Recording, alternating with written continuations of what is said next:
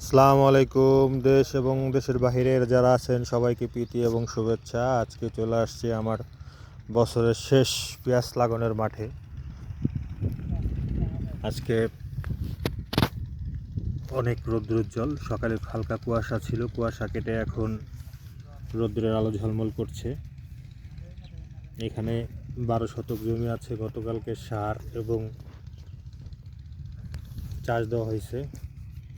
এটাকে গ্রামাঞ্চলের ভাষায় সিড ওর সিজার যে যে নামে বলে, সে নামে ডাকে। সে নাঙ্গল দিয়ে চাষ দেওয়া হয়েছে।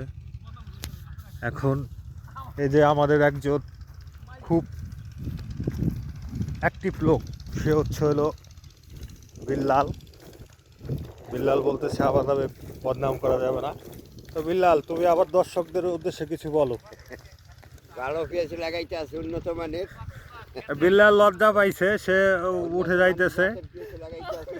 এটার ফলন কেমন আশা করা যাইতেছে? এটা তো পেঁয়াজ গুটি চলে আসছে মাথায়, বছরের শেষ। আমার দর্শকদের উদ্দেশ্যে কিছু বলেন আপনি।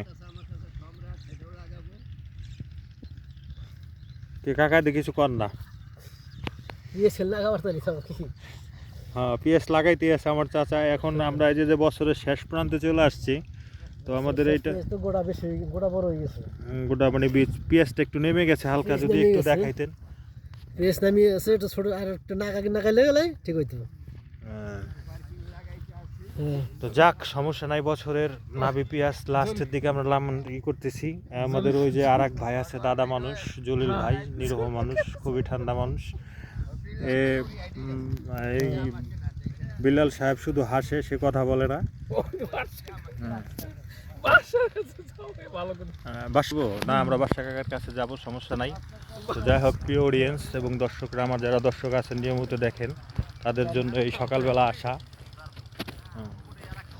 এই মাঠে বকাবকি করা যাবে না, বছরের শেষ এবং লাস্ট। আজকে আমার অনেকে হয়তো 12 লাগাবেন পেঁয়াজ। তো বিভিন্ন জন বিভিন্ন জাত লাগায়। আমার এটা সম্ভবত সুপার কিং। আমার আর একজনের কাছে চারা কিনে আমি হলো পেঁয়াজ বুনছিলাম, এবং সে নিজের মাঠের চারা। বাদশা কাকা, তো আপনি কিছু বলেন আমার দর্শকদের উদ্দেশ্যে।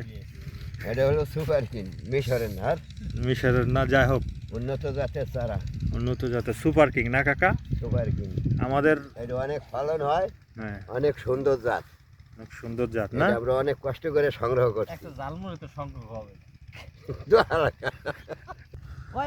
তো যাই হোক, এরা আসলে গ্রামের মানুষ, তো সহজ সরল, এরা আসলে এত ইটি বুঝে না, মানে ওই যে প্যাঁচগোছ বোঝে না। এই এক একজন যার যার শ্বশুর বাড়ির উদ্দেশ্য করে বলতেছে, যেমন এই যে এই চাচা বলছে, না ওনারে আনা যাবে না, উনি ধূমপান করতেছে, এবং এই অডিয়েন্সের সামনেই ধূমপান, এটা সতর্কীকরণ।